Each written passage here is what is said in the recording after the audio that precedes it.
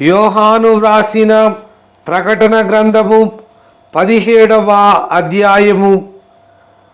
ఆ 7 పాత్రలను పట్టుకొని ఉన్న 7 దేవదూతలలో ఒకడు వచ్చి నాతో మాటలాడుచు ఏలాగు చెప్పెను, నీవిక్కడికి రమ్ము, విస్తార జలముల మీద కూర్చున్న మహావేశ్యకు చేయబడు తీర్పు నీకు కనపరచెదను.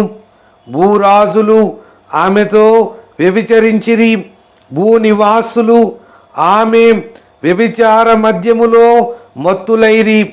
అప్పుడతడు ఆత్మవశుడనైన నన్ను అరణ్యమునకు కొనిపోగా దేవదూషణ నామములతో నిండుకొని 7 తలలను 10 కొమ్ములను గల ఎర్రని మృగము మీద కూర్చుండిన ఒక స్త్రీని చూచితిని.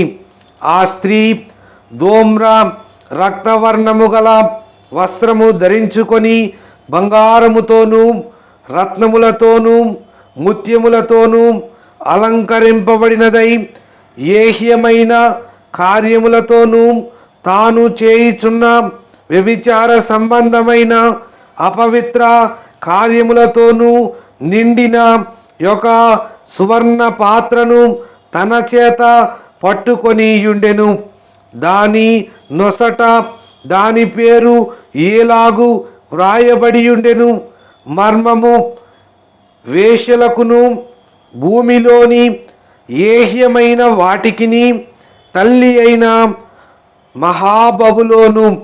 మరియు ఆ స్త్రీ పరిశుద్ధుల రక్తము చేతను యేసు యొక్క హతసాక్షుల రక్తము చేతను మత్తిల్లియుండుట చూచితిని. నేను దాని చూచి బహుగా ఆశ్చర్యపడగా ఆ దూత నాతో ఇట్లనెను, నీవేలా ఆశ్చర్యపడితివి? ఈ స్త్రీని గూర్చిన మర్మమును 7 తలలను 10 కొమ్ములను గలిగి దాని మోయుచున్న క్రూర మృగమును గూర్చిన మర్మమును నేను నీకు తెలిపెదను. నీవు చూచిన ఆ మృగము ఉండెను గాని ఇప్పుడు లేదు.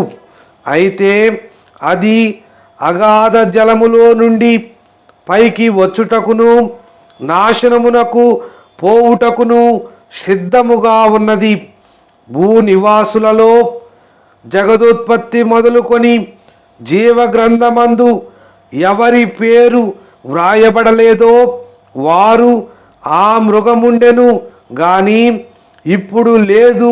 అయితే ముందుకు వచ్చునన్న సంగతి తెలుసుకొని ఆశ్చర్యపడుదురు. ఇందులో జ్ఞానము గల మనస్సు కనబడును. ఆ 7 తలలు ఆ స్త్రీ కూర్చున్న 7 కొండలు మరియు 7 రాజులు కలరు. 5 కూలిపోయిరి, ఒకడున్నాడు, కడమవాడు ఇంకనూ రాలేదు.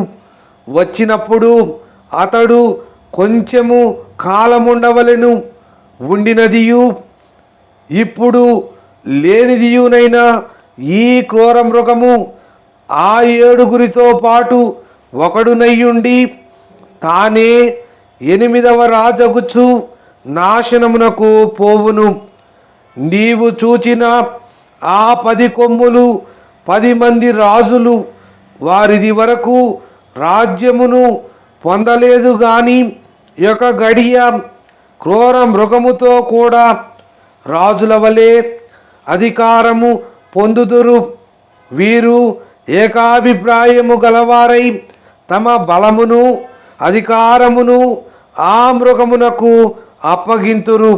వీరు గొర్రెపిల్లతో యుద్ధము చేతురు గాని గొర్రెపిల్ల ప్రభువులకు ప్రభువును రాజులకు రాజునై ఉన్నందునను తనతో కూడా ఉండిన వారు పిలువబడిన వారై ఏర్పరచబడిన వారై నమ్మకమైన వారై ఉన్నందునను ఆయన ఆ రాజులను జయించును. మరియు ఆ దూత నాతో ఇలాగు చెప్పెను, ఆ వేశ్య కూర్చున్న చోట నీవు చూచిన జలములు ప్రజలను, జన సమూహములను, జనములను, ఆయా భాషలు మాటలాడు వారిని సూచించును. నీవు ఆ 10 కొమ్ములు గల ఆ మృగమును చూచితివే. వారు ఆ వేశ్యను ద్వేషించి దానిని దిక్కులేని దానిగాను దిగంబరిగాను చేసి దాని మాంసము భక్షించి అగ్ని చేత దానిని బొత్తిగా కాల్చివేతురు. దేవుని మాటలు నెరవేరు వరకు వారు ఏకాభిప్రాయము గలవారై తమ రాజ్యమును ఆ మృగమునకు అప్పగించుట వలన తన సంకల్పము కొనసాగించునట్లు దేవుడు వారికి బుద్ధి పుట్టించెను. మరియు నీవు చూచిన ఆ స్త్రీ భూరాజుల నేలు ఆ మహాపట్టణమే.